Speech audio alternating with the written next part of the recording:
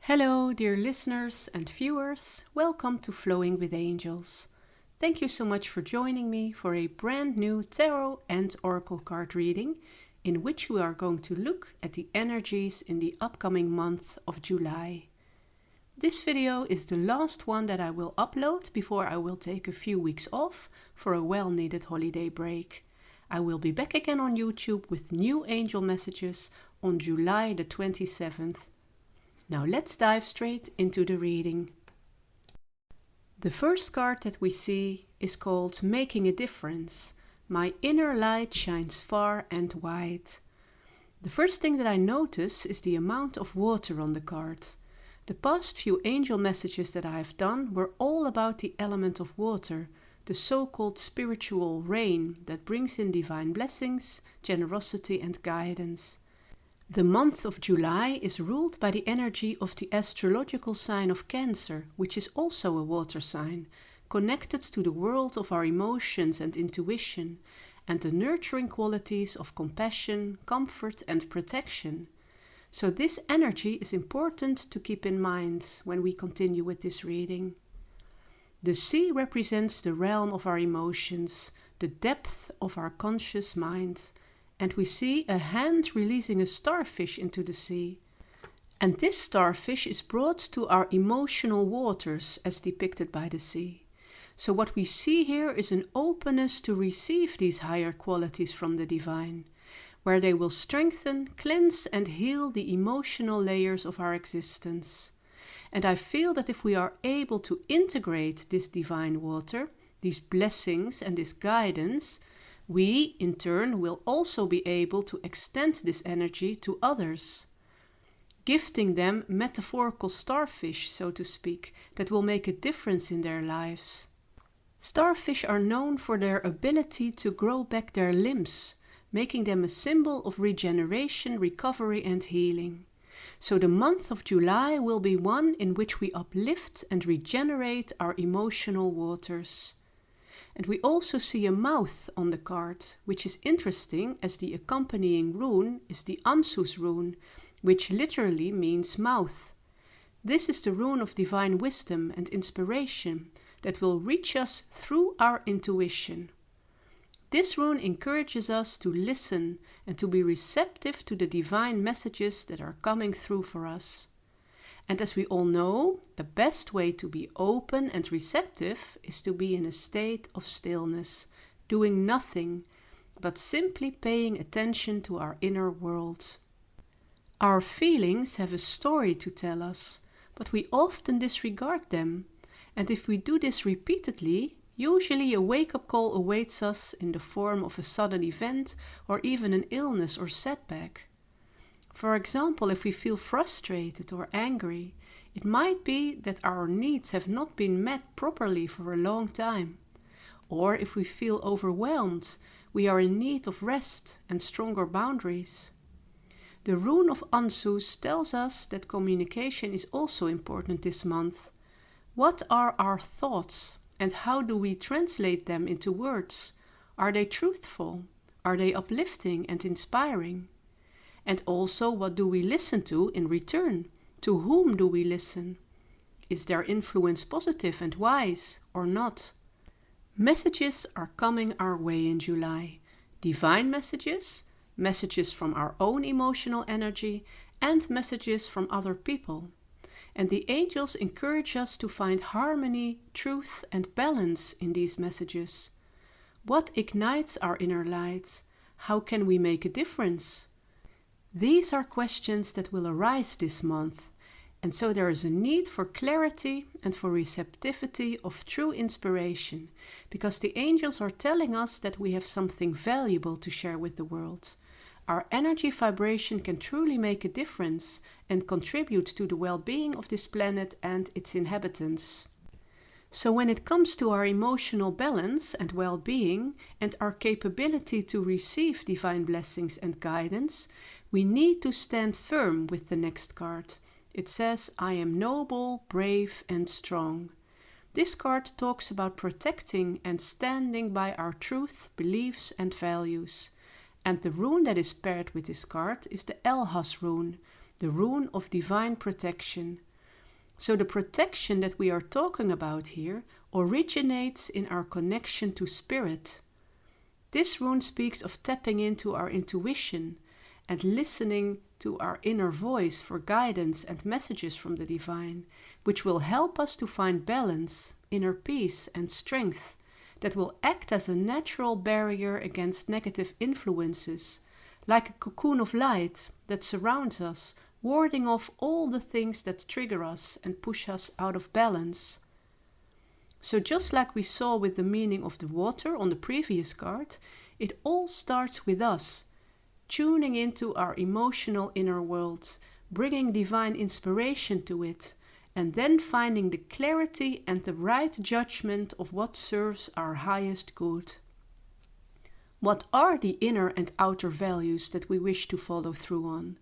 What are the beliefs that serve our highest good? And what beliefs need to be disregarded, thrown out of the window?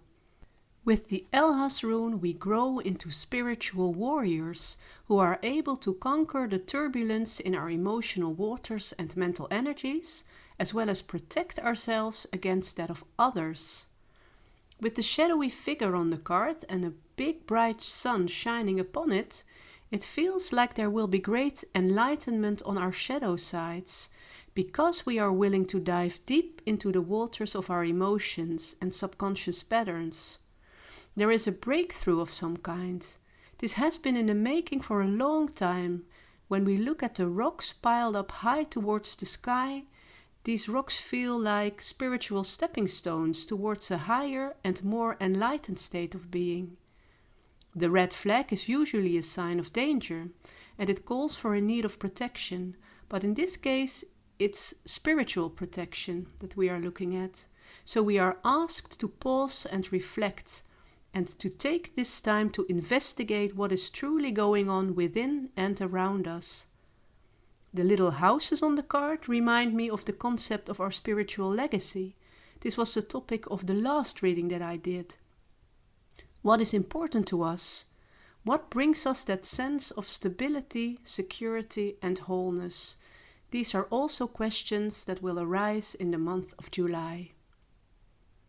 And then we move on to the last card, which is the card of manifesting dreams, which is just wonderful to end this row of cards with. So this is a big confirmation that we are on track, that we are on the right path. My dreams are coming true, it says on the card. And it is paired with the rune of Dagas, which literally means a new day, a new dawn. This rune indicates this breakthrough that we were talking about, the arrival of a new beginning, of a cycle turning from darkness into light, from stagnation into growth and abundance. This is such a wonderful energy to behold. Dagas represents the positive transformation, the awakening that comes from our life's experiences and our own growth. All the stones that we were piling up to elevate ourselves to a higher state of being, like we saw on the previous card. So this is the final realization, our big wish that is finally coming true. So we have something amazing to look forward to this month, provided that we do not neglect the two previous steps that are shown to us by the cards and runes. Now let's take a look at the tarot cards and see what story they wish to tell us at this moment. The first two cards are the Ace of Cups, clarified by the Justice card. The Ace of Cups represents the divine spiritual water that is poured down on us, the blessings, the love, the guidance, and the messages. But it is up to us to take this cup through the waters of our own intuition and to integrate them into our emotional waters, so we can uplift and purify them, just like we saw with the previous card and runes. The Ace of Cups is a new beginning, a new opportunity to rise to another level when it comes to the element of water, which represents love, compassion, relationships, interconnectedness. But we must be open to receive it, like we saw with the oracle cards. But if we do, It will balance out our karma with the Justice card. It will bring renewed clarity and balance to our lives. And it will enable us to do good, to be noble and to be strong and to stand for our values, our truth and beliefs. Justice is all about responsibility and accountability. We get what we send out vibrationally, and every action has a consequence. That is why it is so important to take that time this month to reflect and rebalance our emotional waters and bring clarity to our mental energies, because often we are our own worst enemies if we look at the next two cards. These are the cards of the Nine of Swords and the Five of Wands. This inner turmoil that we see here is based on anxiety, negative thought patterns, and on inner conflict. There are influences that push us out of balance, that are in competition with our inner core values and beliefs. And that is why we saw the card and the rune of protection earlier. We are called to use that Ace of Cups and the energy of the Justice card to calm down these disruptive energies that are mostly our own, but can also be projected onto us by others. But we always have the choice whether or not to react and engage with other people's negative energies that are aimed at us. We need that spiritual cocoon of protection that comes from our connection to the divine, and that is what we will be working on this month. The last two tarot cards are the Two of Swords and the World card. So what is required of us to reach this World card, the card of that joyous accomplishment, completion and ultimate fulfillment that we also saw with the Rune of Dagas and the Manifesting Dreams card, what is required of us is that we make a decision with the Two of Swords card here present. The Two of Swords is like a stalemate. There is no movement and there is no clarity with the blindfold and the two crossed swords. But this is changing with this spiritual process that we talked about in this reading. We are going to take off the blindfold and pick up that one sword of clarity, of truth and of noble values and belief. And we are going to calm the sea, that we see also depicted on this card, with the divine spiritual waters. But before we are able to do so, we have to go within, which is also what the Two of Swords card represents.